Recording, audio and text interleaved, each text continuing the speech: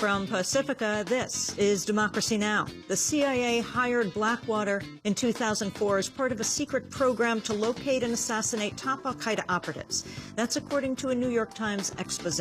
We'll speak with Blackwater author Jeremy Scahill. Then human rights abuses in Honduras.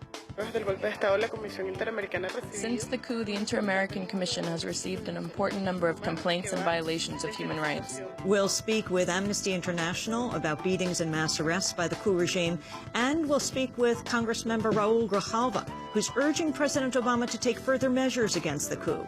We'll also talk to the Arizona Congressmember about the Congressional Progressive Caucus's threat to vote against any health care bill that doesn't include a public option.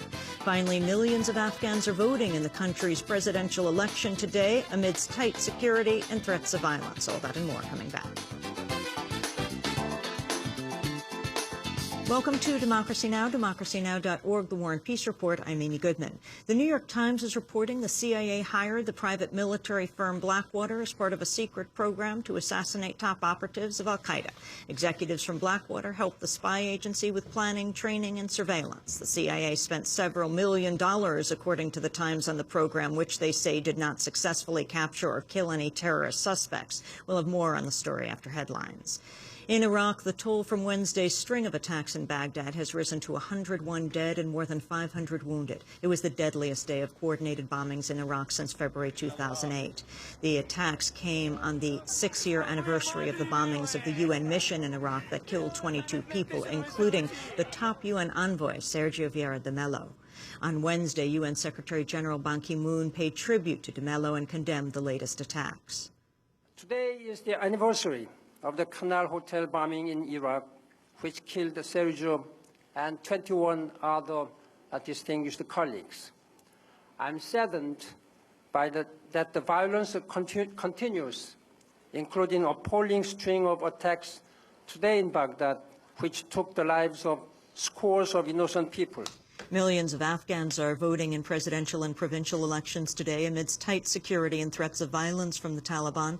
On Wednesday, 6 U.S. troops were killed in southern Afghanistan. At least 32 U.S. troops have been killed in Afghanistan this month. That puts August on pace to surpass last month's 44 troop deaths, the highest of the 8-year U.S. occupation.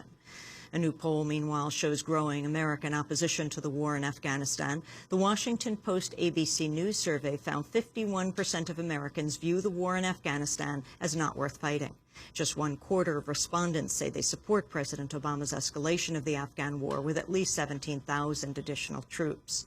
On the eve of the Afghan vote, the international aid group Oxfam warned Afghans continue to face dire humanitarian conditions. According to Oxfam, 1 in 3 Afghans is at risk of hunger. A pregnant Afghan woman dies an average of every 30 minutes. Oxfam called on the U.S.-led occupation force to boost aid efforts. The U.S. spends an estimated $100 million a day on military and security operations in Afghanistan, while the overall aid budget for all donors combined is less than $7 million a day. We'll have more on Afghanistan later in the broadcast. The Washington Post is reporting at least 10 European countries have agreed to accept prisoners from Guantanamo. 5 other European Union's countries are also said to be considering proposals to resettle Guantanamo prisoners. The U.S. has cleared around 80 of Guantanamo's 229 remaining prisoners for release. The ousted Honduran President Manuel Zelaya was in Peru Wednesday as he continues to rally regional support. Zelaya said his return to Honduras is imminent. The return to my country is imminent. I can't give up. I can't accept to live in exile. In the first place, there's no legal proceeding against me in Honduras. No fault, no sentence, nor has there been a single criminal proceeding against me in all my life. The only judgment against me were established after the coup d'etat. Zelaya also repeated his call for the U.S. to use its massive trade leverage over Honduras to pressure the coup regime. I acknowledge that both President Obama and Secretary of State Hillary Clinton had nothing to do in this, in planning this coup d'etat. I say it, and I say it with respect. The measures taken until now are lukewarm. They have been lukewarm hands against those who led the coup. We'll speak with Amnesty International about their report on human rights abuses by the coup regime in Honduras, as well as Arizona Congressmember Raul Grijalva, who's calling on President Obama to take more serious measures against the coup regime. In Israel and the occupied territories, Israel's vice prime minister is coming under criticism for calling the prominent Israeli group Peace Now a virus. Moshe Ya'alon was filmed making the remark at a public event last week. We are dealing again with the situation where the virus, which is Peace Now, and if you will, the elite, their damage is very great.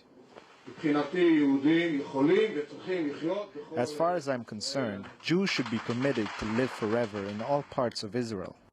Back in the United States, an Oklahoma judge has overturned a state law requiring women seeking abortion to first receive an ultrasound and a doctor's description of the fetus. Opponents of the measure had called it an invasion of women's privacy. The rule was part of a sweeping anti-abortion law approved by Oklahoma state legislature last year. State Republicans are vowing to reapprove the restriction in another vote. New Mexico Governor Bill Richardson hosted diplomats from North Korea Wednesday. After the meeting, Richardson said the recent release of 2 American journalists from North Korea provides an opportunity to improve U.S.-North Korea ties. The North Koreans clearly feel that they're owed something, that they released the 2 Americans, and that they want a gesture in return. So, let's take advantage of this thaw, and the next step should be some kind of dialogue that involves the United States and North Korea. In Arizona, the Maricopa County Sheriff's Office is facing fresh accusations of racial profiling. In a new lawsuit, a father and son say they were arrested without cause and brought to the site of an immigration raid against their will. The father, Julian Mora, is a documented resident, while his son, Julio, is a U.S. citizen. It's the latest case against Maricopa County Sheriff Joe Arpaio, who's been accused of the discriminatory enforcement of federal immigration laws. Earlier this year, the Justice Department opened a civil rights probe into Arpaio's immigration enforcement policies. In Massachusetts, Senator Ted Kennedy is calling for a change in state law to allow for his speedier replacement. Kennedy was diagnosed with a malignant brain tumor last year. In a letter to Massachusetts Governor Deval Patrick and state lawmakers, Kennedy says he wants Massachusetts to alter a law that calls for a special election within 5 months to fill a Senate vacancy. Kennedy says that 5-month vacancy period is too long and is calling for a gubernatorial appointment to ensure a quicker succession. The letter comes amidst the congressional debate over health care reform, one of Kennedy's chief causes over his political career. And the television news producer Don Hewitt has died at the age of 86. Hewitt created the CBS News magazine 60 Minutes, which he oversaw for more than 35 years until his retirement in 2004. And those are some of the headlines. This is Democracy Now!, democracynow.org, the War and Peace Report. I'm Amy Goodman with Juan Gonzalez. And welcome to the listeners in